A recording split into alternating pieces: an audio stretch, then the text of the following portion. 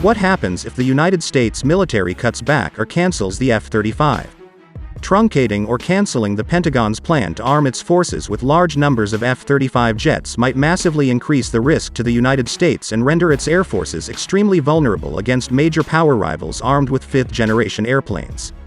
The Air Force's F-15 Eagle, F-16 Fighting Falcon and A-10 Warthog, along with the Navy's FA-18 Hornet, are all 1980s-era aircraft that have been updated numerous times over the years.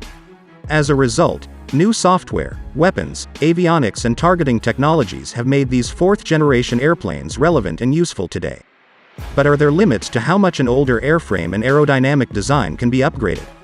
New weapons, avionics, computing, software and targeting systems can't make a fourth-generation plane stealthy, so if the Defense Department's plans for large numbers of F-35 jets are cancelled or massively reduced, then the United States might find itself with an overwhelming majority of fourth-generation fighter jets as it moves toward the future. This circumstance, should it come to fruition in any capacity, could put the United States at serious risk of being massively outmatched countries with fifth-generation capable forces, such as Russia or China.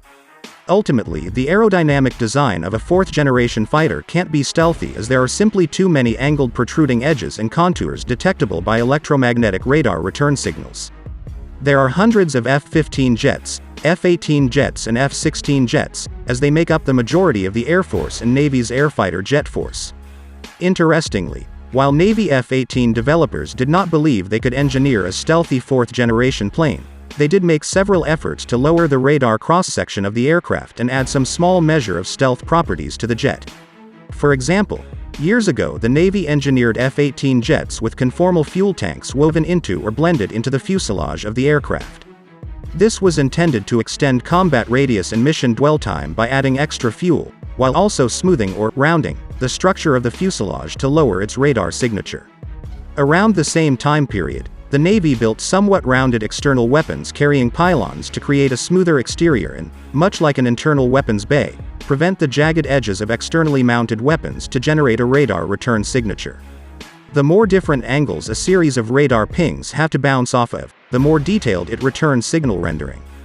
Blended horizontal shapes, however, such as the wing-body blended fuselage of stealthy airplanes like the F-35 jet and F-22 jet, generate a much different and much less detectable radar return signal. What much of this amounts to is that, no matter how many upgrades improve avionics, electronics, targeting precision, and weapon guidance, a 1980s fighter jet simply cannot be stealthy.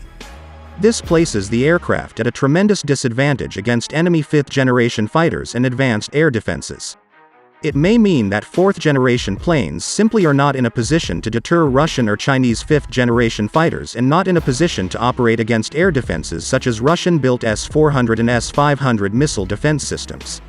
While few people would be quick to call fourth-generation fighter jets useless, as they can deliver great value in conflicts wherein the United States already has air superiority, these military airplanes may provide limited added value in a potential great power confrontation.